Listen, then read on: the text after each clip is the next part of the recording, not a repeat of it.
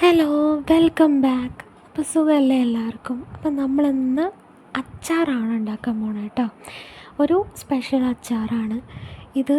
അരിനെല്ലിക്ക അച്ചാറാണ്. ഒരുപാട് വർഷങ്ങൾക്ക് ശേഷം നമുക്ക് കിട്ടിയിട്ടുള്ളതാണ് കേട്ടോ അത്.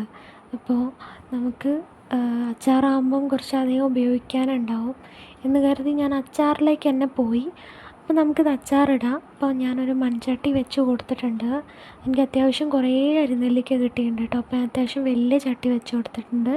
അപ്പോൾ അതിലേക്ക് അത് ചൂടാവുന്ന സമയത്ത് അതിലേക്ക് ഒരു 4-5 ടേബിൾ സ്പൂണോളം, കുറച്ചധികം തന്നെ വെളിച്ചെണ്ണ നമ്മൾ ചേർത്ത് കൊടുക്കണം. നന്നായി ചൂടായി വരുമ്പോൾ അതിലേക്ക് 1 ടേബിൾ സ്പൂൺ കടുക് നമ്മൾ ഇട്ട് കൊടുക്കണം കേട്ടോ.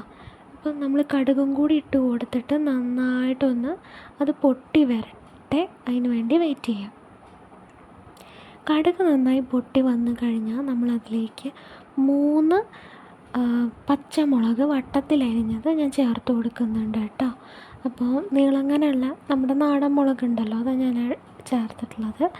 ഇനി അതൊന്ന് മിക്സ് ചെയ്ത് കൊടുത്തു കഴിഞ്ഞാൽ അതിലേക്ക് നമ്മൾ ഇഞ്ചി ചേർക്കണം. ഇഞ്ചിയുടെ അളവ് എന്ന് പറയുമ്പോൾ ഞാൻ അത്യാവശ്യം നമ്മുടെ വിരലിൻ്റെയൊക്കെ വലിപ്പമുള്ള ഒരു ഇഞ്ചി കഷ്ണം ഞാൻ എടുത്തിട്ടുണ്ട് കേട്ടോ. അത്രയും വലിപ്പമുള്ള ഒരു ഇഞ്ചി കഷ്ണം ഞാൻ എടുത്തിട്ട് നീളങ്ങനെ അരിഞ്ഞതാണ്.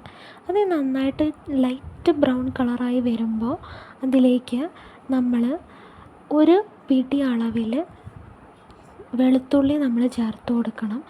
എന്നിട്ട് അതിലേക്ക് കുറച്ച് കറിവേപ്പിലയും കൂടി ചേർത്തിട്ട് ജസ്റ്റ് ഒന്ന് മിക്സ് ചെയ്താൽ മാത്രം മതി. മൂപ്പിച്ചെടുക്കുകയോ വഴറ്റിയെടുക്കുകയോ ഒന്നും ആവശ്യമില്ല കേട്ടോ. ഇനി അതിലേക്ക് നമ്മൾ കുറച്ച് കായപ്പൊടിയാണ് ചേർത്ത് കൊടുത്തിട്ടുള്ളത്. അതായത് 2-3 നുള്ളു കായപ്പൊടി ചേർത്ത് കൊടുക്കുക. പിന്നെ ഒരു 1/2 ടീസ്പൂണോളം ഉലുവ പൊടിച്ചത് ചേർത്ത് കൊടുക്കുന്നുണ്ട്.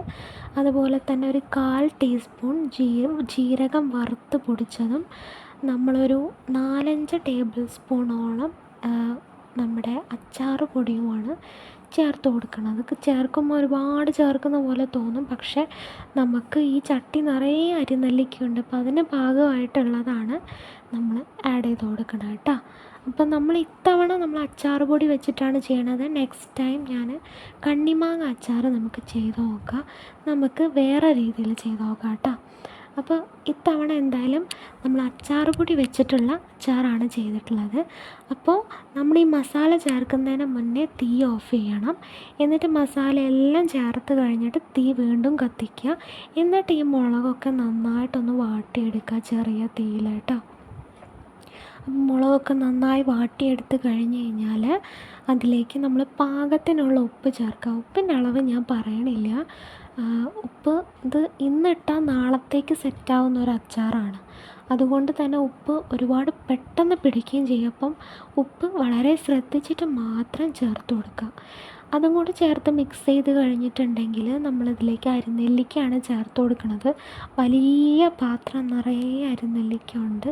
അപ്പോൾ നമ്മൾ ഇത് ചേർത്ത് നന്നായിട്ട് നമ്മുടെ ഈ മുളകൊക്കെ ഒന്ന് ഇതിലേക്ക് പിടിപ്പിച്ചെടുക്കുക കേട്ടോ.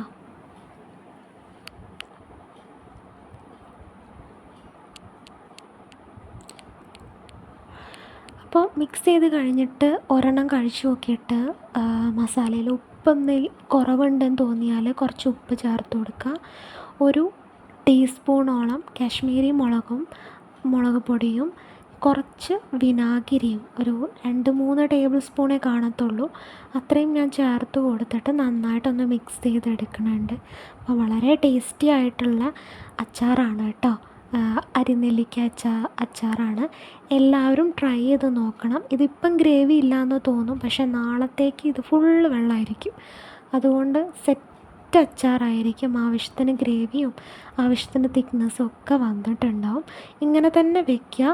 നാളെ, അതായത് പിറ്റേ ദിവസം നല്ല ചില്ല് കുപ്പിയിലാക്കിയിട്ട് സ്റ്റോർ ചെയ്യാവുന്നതാണ് കേട്ടോ. മുകളിൽ കുറച്ച് നല്ലെണ്ണയും കൂടി തൂവി കൊടുത്താൽ സെറ്റായി. അപ്പോൾ എല്ലാവർക്കും ഇഷ്ടപ്പെട്ടെന്ന് കരുതുന്നു. ഇഷ്ടപ്പെട്ടാൽ സപ്പോർട്ട് ചെയ്യാൻ മറക്കരുതേ.